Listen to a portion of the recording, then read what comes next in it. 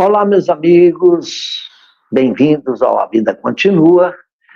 Hoje estamos gravando nesta manhã de sexta-feira, fria, né? 26 de junho, fria, fria, fria, mas vai esquentar, vai esquentar. Estamos gravando esse programa sem o laptop, com os recursos que eu tenho, porque mais uma vez tive um probleminha técnico aqui, vamos usar o celular mesmo.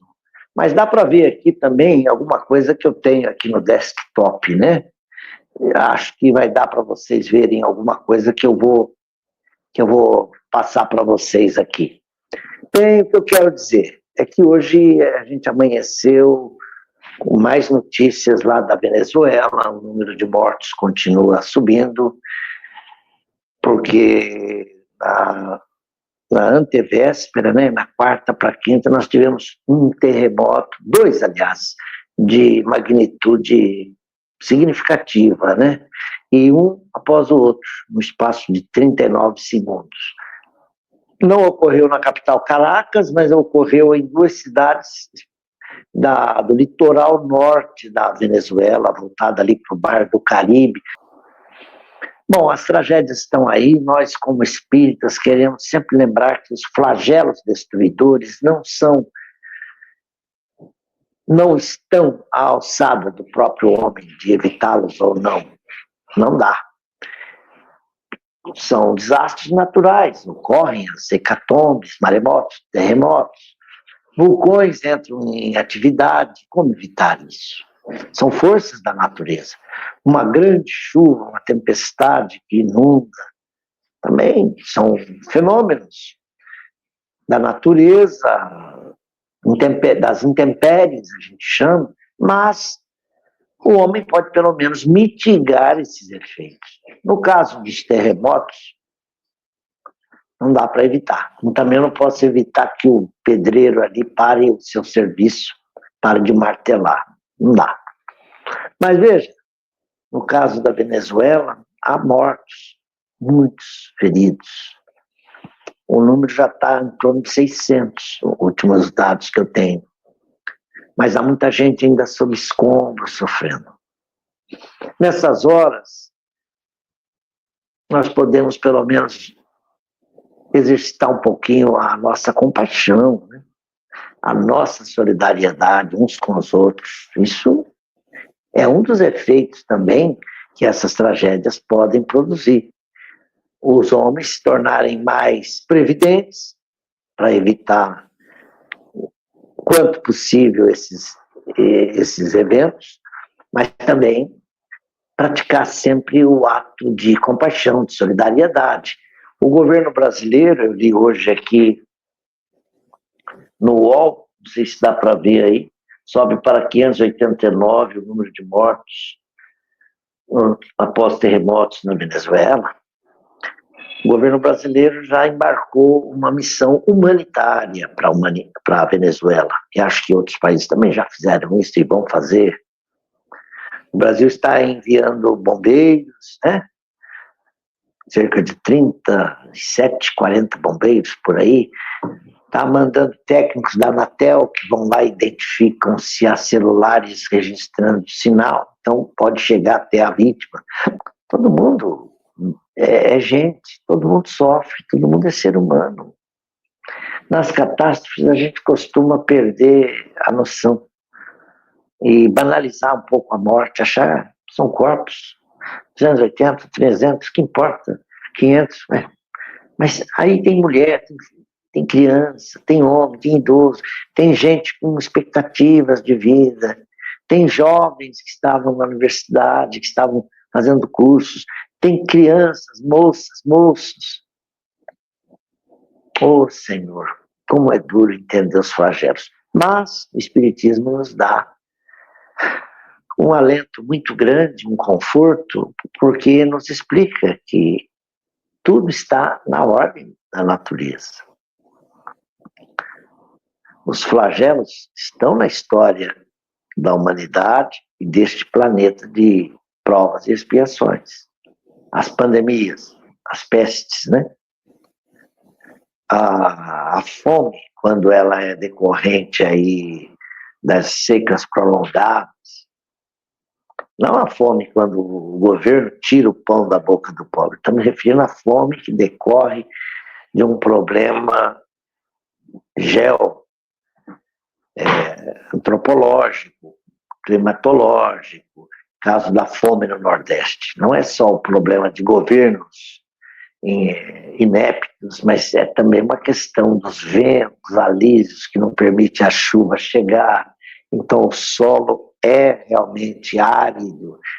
Tem o semiárido, mas tem o solo que é árido demais, onde a água nada prospera, a plantação não vinga. Tem isso. E a fome, então, impera.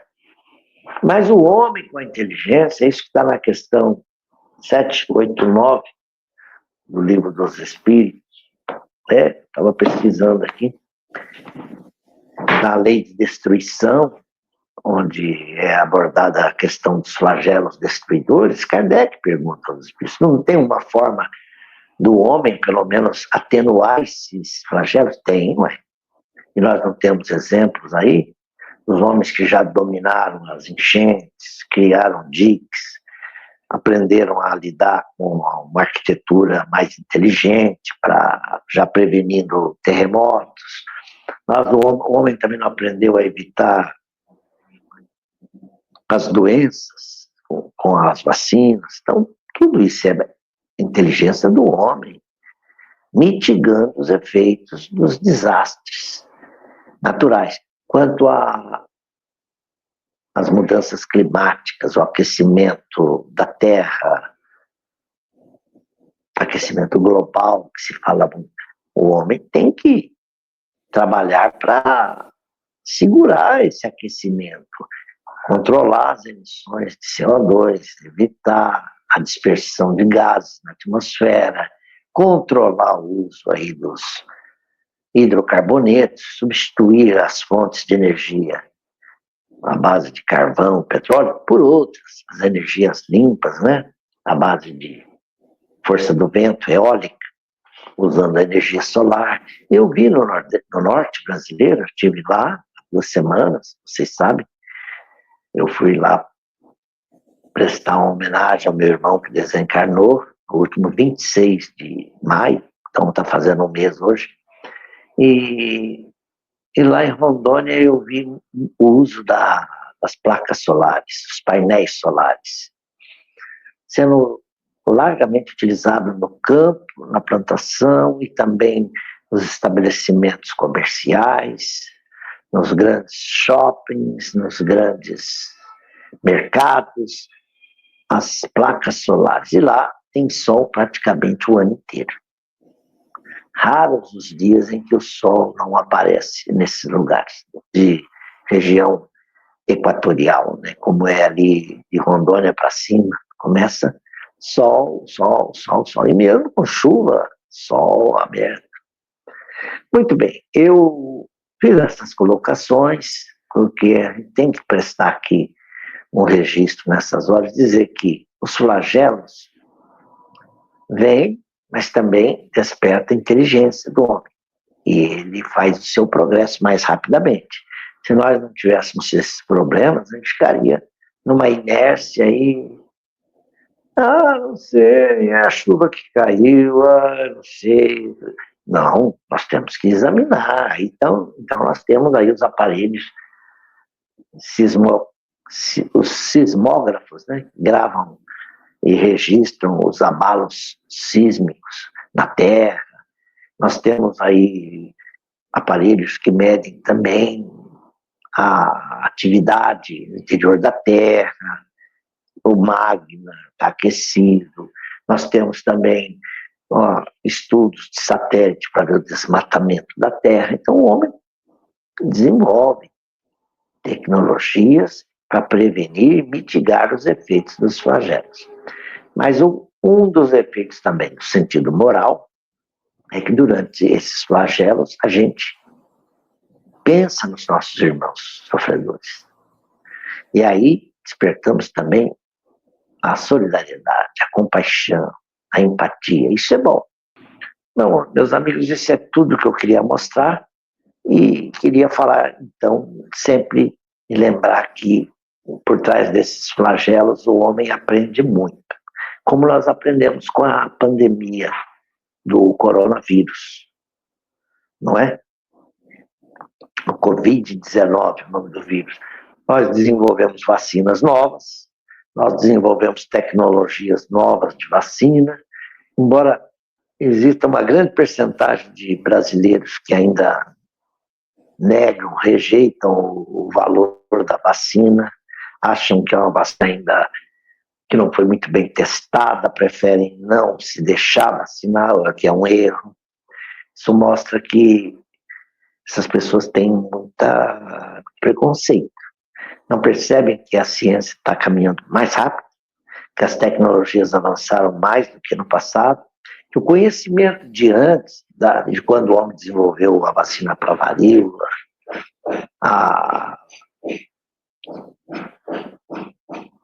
contra a poliomielite, contra sarampo, uma série de doenças, o homem vai incorporando esses conhecimentos.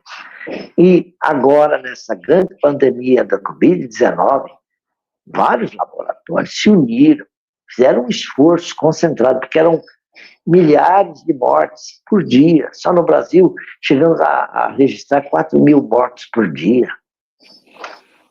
Então, a ciência veio, ensinou, olha, o uso da máscara, não aglomerar, ficar em casa, evitar a circulação, eventos, ficar em casa. Mas muita gente não só era contra a vacina, mas também era contra as medidas fitossanitárias, preventivas, profiláticas.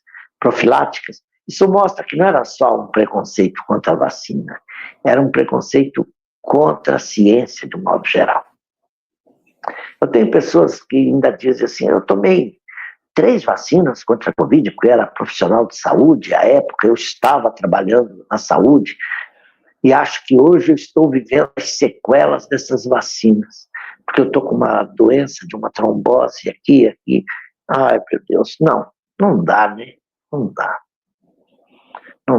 Pessoas que tomaram vacina morreram, mas morreram de causas e outras causas, ou que a vacina não foi suficiente para evitar a comorbidade que a pessoa tinha, mas negar que a vacina fez o gráfico cair acentuadamente, era de 3.500, 3.800, 4.000 mortos, começou a cair até desaparecer, como havia ocorrido na Europa.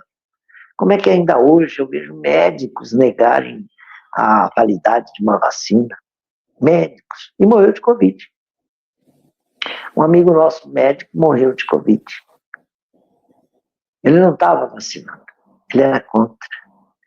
E no hospital, ele estava fraco, a Covid veio, encontrou um organismo indefeso, levou. Então, meus amigos, é preciso enterrar os preconceitos. Você acredita que tem gente que ainda acredita que a Terra é plana? Você acredita nisso? Pois eu vi com os próprios olhos. Tem. Terraplanistas ainda tem. Aí eu me lembro que um menino de 13 anos falou, minha mãe, ela não acredita que a Terra é redonda, ela diz que a Terra é plana. Eu estou na escola, então, imagina, os livros estão me dizendo que a Terra é redonda, que gira em torno do Sol. A Terra gira, tanto é que nós temos aí uma consequência natural do dia e da noite. De dia, a Terra está com a face voltada para o Sol, à noite a face virou do outro lado, mas em compensação os países do outro lado vão ver o Sol. Pô, nós temos os eclipses, e pelo eclipse está aí uma prova. Poxa, as astronaves já subiram, já rodaram em torno da Terra. O que mais falta essas pessoas para abrirem os olhos e entender uma realidade dessa? Talvez a ignorância que está impedida. Porque se estudar a lei gravitacional, se estudar as leis que regem aí, o movimento dos astros, com os telescópios aí, trazendo fotografias, será que até quando, né? Então é por isso que a gente está aqui na Casa Espírita estudando a Gênese.